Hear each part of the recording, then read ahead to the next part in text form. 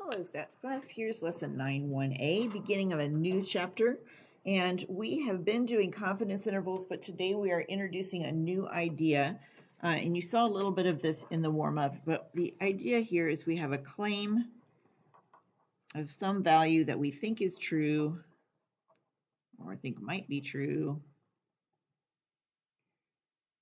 which gives us a hypothesized value of the parameter. So unlike in chapter 8, when we had no idea what the parameter was and we were just estimating it, now we think we know what it is, and we're going to use a random sample to test that claim. So we take a random sample, no surprise there. We calculate a statistic, which should be a good estimate of that parameter. And we see how far away that statistic is from the hypothesis.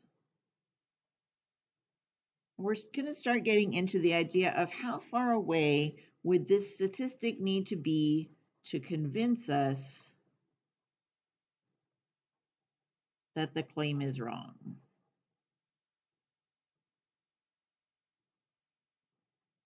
Because we know that it's not always going to be perfect, right? It's going to vary a little bit above or a little bit below.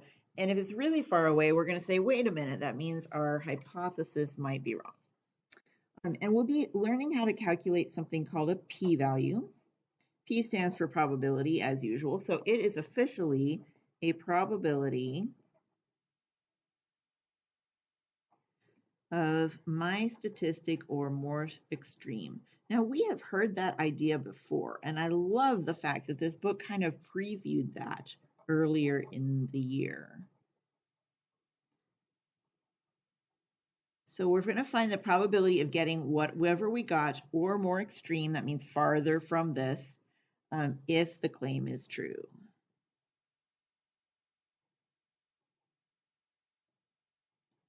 And we're not even going to learn how to calculate that yet, although you saw a bit of that in the warm-up. I'm just going to remind you that we've done this before with simulations, where we did a whole bunch of random samples, and I'm just going to make this plot not perfectly accurate, but it's somewhat close to normal. And somewhere in the middle is the mean of the sampling distribution, back to chapter 7. And remember that since these are unbiased statistics we're working with, that means that mean has to equal p or mu, depending on whether we're doing proportions or means. And say I happen to get a sample that's way over here.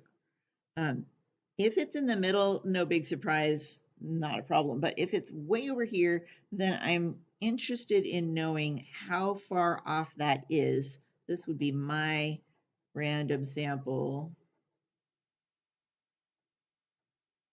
which gives me a statistic that's kind of on the edge. And that statistic would be a p-hat or an x-bar, again, depending on if we're working on proportions or means. But the idea is, how likely is it that I would land here instead of over there? So the probability of my value or more extreme, when we first did this, we just did it by counting dots. So it looks like there's 2 dots here, mine and one more that's past it. So that would be 2 dots out of, let's say there's 25 dots, and that would be a p-value of 0.08. And that's not very rare, not surprising, but that's okay. So that's my p-value. We've done them before, we just didn't call them a p-value. And if my p-value comes out to be, by the way, 0.08 is not rare. I said that, but I didn't write it. If my p-value comes out less than 5%, then I would say that's unusual or rare, or in other words, unusual, I gotta spell it right. Unusual or rare, which means I would be suspecting that my parameter is not what I hypothesized. And if p is greater than or equal to 0.05, then that's nothing unusual, nothing weird going on here. So that's where we're heading in this chapter. We're going to put off the actual calculations of p-values, and we'll interpret them first, which is in the next lesson, technically not even yet. But where we're headed is if we have rare p-values which are less than 5%, that is officially called statistically significant, which you may have heard those words before. And what statistically significant means is that it's evidence that maybe our hypothesis is wrong. It is evidence against the claim.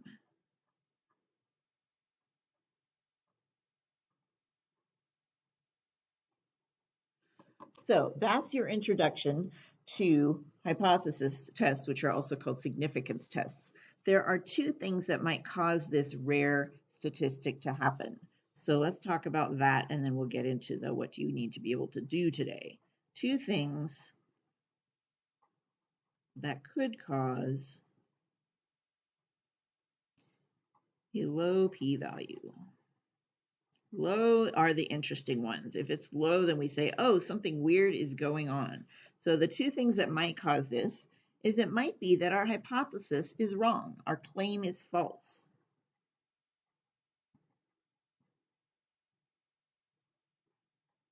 Hypothesized parameter is not the correct parameter. In the warm-up example, that claim is false. Remember Noelle and Alan and their basketball. For example, this could mean that she can't really make 80% of her free throws, for example. That could be why we got a low p-value. It could be that we got something really low because the original hypothesis was wrong. Or it could have just happened by chance. A rare sample sometimes happens.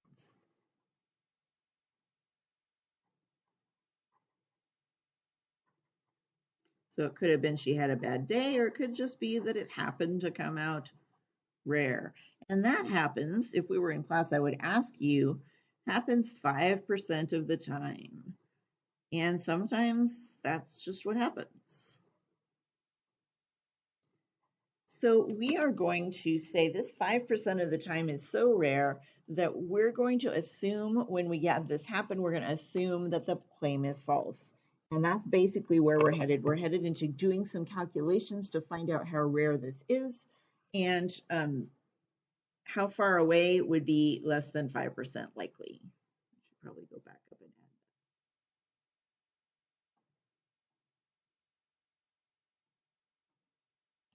that. All right. So that's the intro right there. We're going to get all of those details about how to do the p-value and how to interpret the p-value. All of that's coming later. Today, what this book does, I actually really like it. We're going to do the 4-step test with this, just like with hypotheses. We're going to learn step 1 today. So the first thing we're going to learn is how to correctly do the state step of a hypothesis or a significance test. How to write your hypotheses correctly.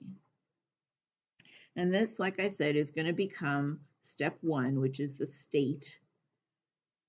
Step 1 of the 4-step process.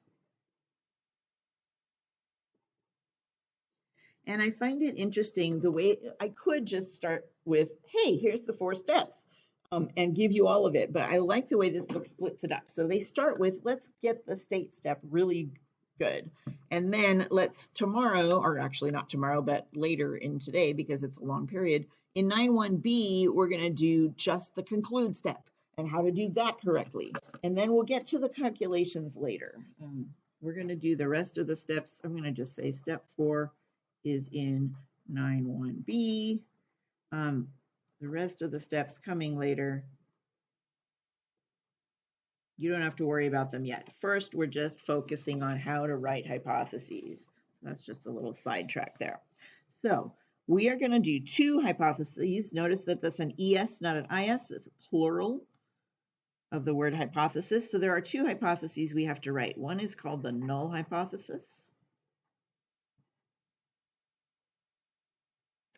And the null says, actually they call it H0, which is a H sub 0. Null is another word for 0. So they call it H sub 0, and it says that the claim is true as is.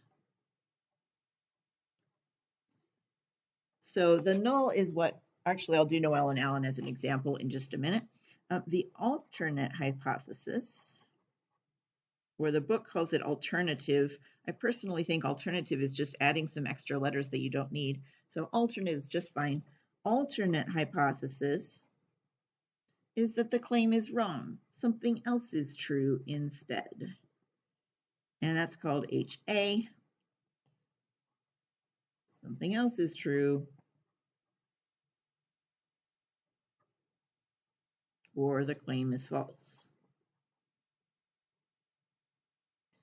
So let's do an example of this before we go on with what you just did in the warm-up. So let's go back to Noel and Alan, because I like that example.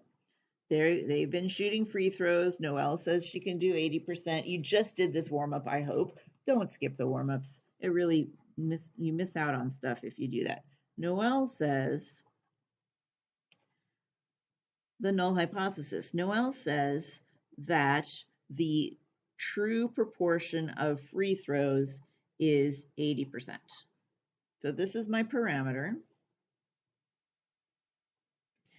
And remember that in this particular example, the parameter P is the proportion of successful free throws by Noel.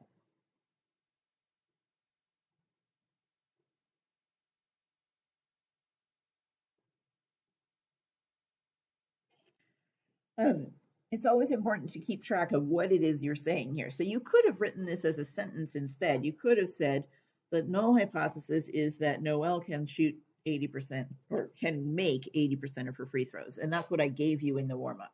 But this is the shorthand notation. And then Alan doesn't believe her. Silly guy. He's the one with the alternate hypothesis. He says, I think it's not 80%. Now, does he think that it's just not 80%, or does he think it's less than or more than 80%? And in class, again, I would ask you that, and hopefully you would say, Alan is suspicious that it's not 80%. You know, if it's more than 80%, that's awesome, but he thinks it's less. That's what he thinks is true. The reason I chose less than is because that's what Alan's suspicion is.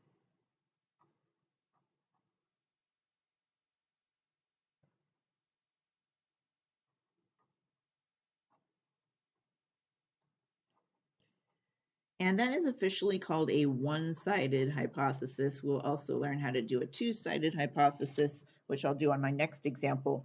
But basically, that's what we're doing right now is we're learning how to write the hypotheses correctly. The null hypothesis is our hypothesis that says that the parameter is this. It's always an equal sign. The alternate hypothesis is what might be true instead, that the claim is false, and that in this case, the claim is too big. Exaggerating. So that's your first example. Notice that it has both hypotheses.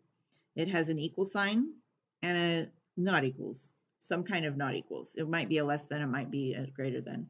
And then don't forget to put the context. So this part right here is important because it is the context.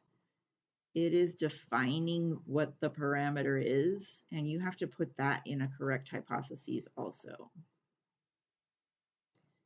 All right, so let's do another example. I think that's a good thing to do. And this time I'll do one that's two-sided. So some people had a quiz that had something about granola bars on it recently. Some people didn't get that problem, but the claim in this case is the mean. This time we'll do one with a mean weight of granola bars is what it says on the package, which is 1 ounce. But the consumer group is suspicious that maybe they're not really 1 ounce on average. And so mu is the true mean weight, whatever it is, which we think is 1 ounce. And you could copy all of, of granola bars if you wanted to. But the true mean weight, and I'm going to write my null hypothesis and my alternate hypothesis. And I recommend you pause the video and try this on your own, see if you can do it. Instead of P, you should be using mu for both of these. The null always has an equals. I'll write that in a minute just to make sure. And then it always equals this thing that we think is true, so that's 1. By the way, I did my definition of my parameter here, so that's my define the parameter. I don't need to do it again because I already did. And then the second one, I'm going to do two-sided this time to show you that that's possible. Maybe we don't know if they're too little or too much. It could be either way. I have no idea. If I have no idea, I put a not equals here.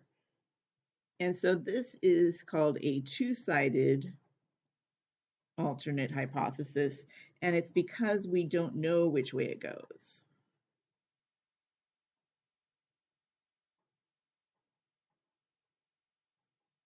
In this situation. And they'll always give you some clues in the problem about which way it would be.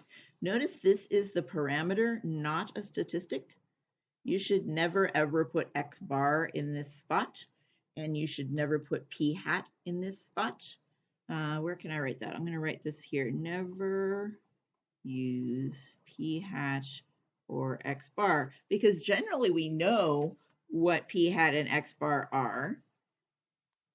And so our hypotheses are about the population. I think I can put that here.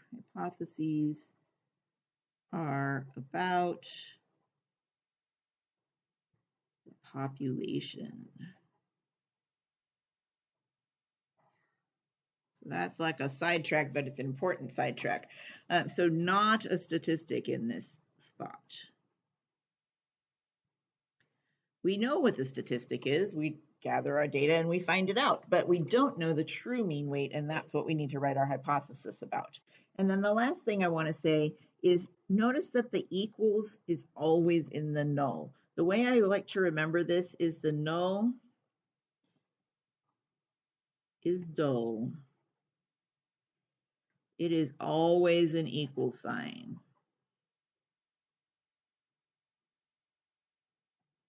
In fact, in the older books, they do a less than or equal to or a greater than or equal to, but it always has the equal sign in it. The alternate is what's interesting. It's the interesting option, and we're trying to figure out if this is true.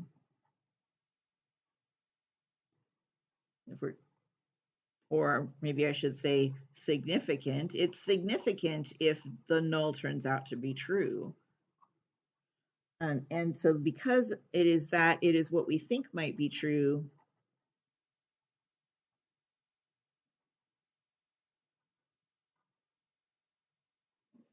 Which is a less than or a greater than or a not equals depending on the problem.